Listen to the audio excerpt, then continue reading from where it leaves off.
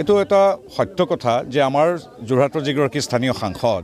তেখেত এগৰাকী খুব সপ্ৰতিভ আৰু খুব সুন্দৰভাৱে কথা কৈ আমি দেখিছোঁ সংসদতো তেওঁ যথেষ্ট বক্তৃতা দিয়ে কিন্তু ইলেকশ্যনৰ পিছত তেখেতক সমষ্টিত কেতিয়াও দেখা পোৱা নাযায় বুলি সেই অভিজ্ঞতা কাজিৰঙা বৰ্তমানৰ কাজিৰঙা সমষ্টিৰ মানুহখিনিয়ে জানেই গতিকে ইয়াত এতিয়া ডক্টৰ হিমন্ত বিশ্ব শৰ্মাদেৱৰ লগত সেইদিনা কথা পাতি দলৰ কথা পাতি আমি সিদ্ধান্ত লৈছোঁ যে যিবিলাক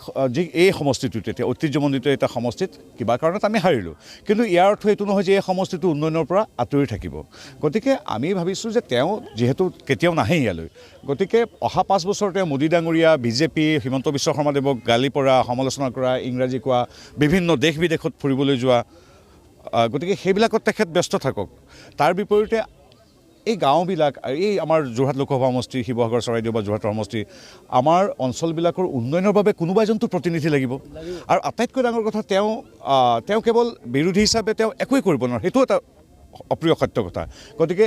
কেন্দ্ৰ চৰকাৰৰ এগৰাকী প্ৰতিনিধি হিচাপে শাসক দলৰ এগৰাকী সদস্য হিচাপে হিমন্ত বিশ্ব শৰ্মাদেৱৰ এগৰাকী প্ৰতিনিধি হিচাপে এই বৃহত্তৰ যিটো আমাৰ যোৰহাট লোকসভা সমষ্টিৰ উন্নয়ন তাৰ বাবে কাম আমি কৰি যাম আজিয়ে মই আমাৰ যোৰহাটৰে 27টা পঞ্চায়তত এই 27টা পঞ্চায়তত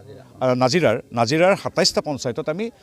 এইকেইদিনতে একেলগে আমি আধাৰশিলা স্থাপন কৰিম এবছৰৰ ভিতৰতে 27টা উন্নয়নমূলক কাম কৰিম এইবিলাক কাম কৰিবলৈতো এজন সাংসদ বা কোনোবা এজন লাগিব কেৱল ইংৰাজী কৈ থাকিলেতো সমষ্টিৰ উন্নয়ন নহ'ব নহয় গতিকে স্থানীয় ৰাইজৰ আশীৰ্বাদ দেখিছে আপোনালোকে আজি ৰাজনীতিৰ লগত সম্পৰ্ক নথকা গামৰ পৰা আদি কৰি সকলোবিলাক আহিছে এইটোৱে হ'ল উন্নয়নৰ প্ৰতি ৰাইজৰ আস্থা হিমন্ত বিশ্ব শৰ্মা তথা মোদীৰ প্ৰতি থকা বিশ্বাস গতিকে আমি এতিয়াতো ইলেকশ্যন নাই কিন্তু ইলেকশ্যনৰ সময়তহে কুলি কেতেকীৰ দৰে মানুহবিলাক আহি পায়হি গতিকে হিমন্ত বিশ্ব শৰ্মাদেৱৰ আহ্বানত আমি নৰেন্দ্ৰ মোদীদেৱৰ অনুপ্ৰাণে এতিয়া গাঁৱে ঘূৰিছোঁ যাতে এগৰাকী ইয়াৰ স্থানীয় মানুহ যেতিয়া সাংসদজনৰ অনুপস্থিতি অনুভৱ নকৰে উন্নয়নৰ বাবে আমি সদায় ইয়াত কাম কৰি যাম সেই কথা সকলোৰে প্ৰতি শুভেচ্ছা আছে আমি গণতান্ত্ৰিক দল ৰাইজৰ ওপৰতো আমি নহয় ৰাইজে এতিয়া সঁচা কথা ক'বলৈ গ'লে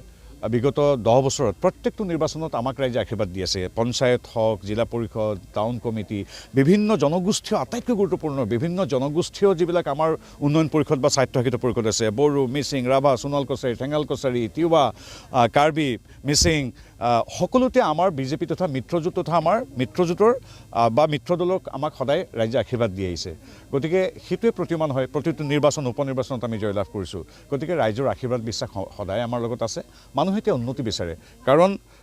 ডাবল ইঞ্জিনৰ পৰা বিচ্যুত হৈ অকলে এটা দবা কেতিয়াও আগুৱাই যাব নিবিচাৰে সেইকাৰণে মানুহে ডাবল ইঞ্জিনৰ চৰকাৰৰ যিটো গতি সেই গতিত নিজকে সমাহিত কৰে বাবে আজিৰ তাৰিখত এতিয়া আমাৰ গোটেই গাঁওখনৰ মানুহখিনি উঠি আহিছে আশীৰ্বাদ দিবলৈ এইটোৱে হ'ল স্পষ্ট প্ৰমাণ প্ৰকৃততে ৰাইজৰ মনত কি আছে